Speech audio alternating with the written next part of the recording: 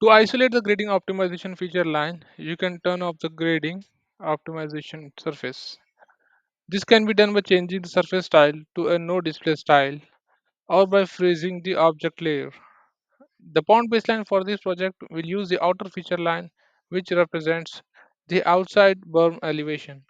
You will notice that grading optimization resized the pond boundary slightly from its initial shape.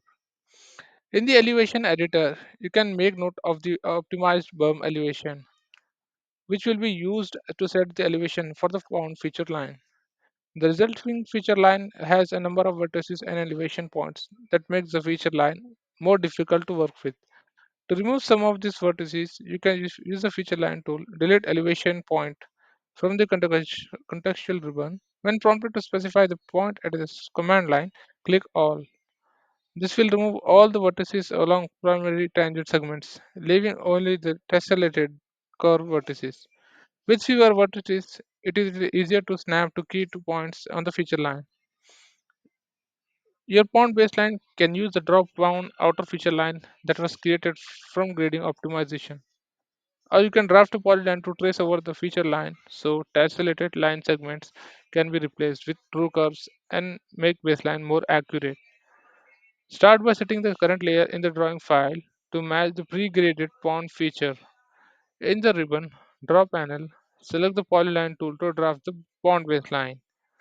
When creating full loop corridors in Civil 3D, it is recommended to start your corridor baseline along a tangent segment so a clear start and end boundary is established. Use the midpoint snap followed by endpoint snap to pick along the tangent segments on the berm feature line. When you get to the last segment, close the polyline. To add the curves at each corner, use the midpoint grip. Select Convert to Arc from the Grid Tool option, then pick an endpoint of a tessellate segment.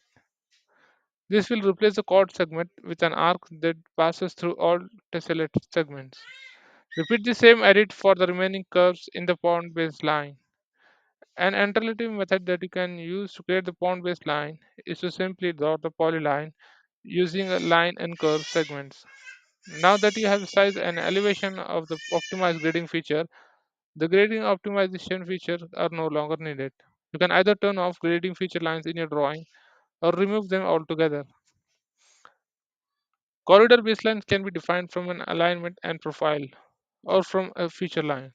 In this modeling workflow, the pond baseline will be created as a feature line. In the ribbon, under the feature line tools, select Create Feature Lines from Objects. Select the previously drafted pond polyline. Then in the Create Feature Lines dialog, create a new site for the pond grading features. With the new site selected, specify a name for pond feature and assign it a style from your drawing. With the polyline already residing on the correct layer, toggle Use Current Layer.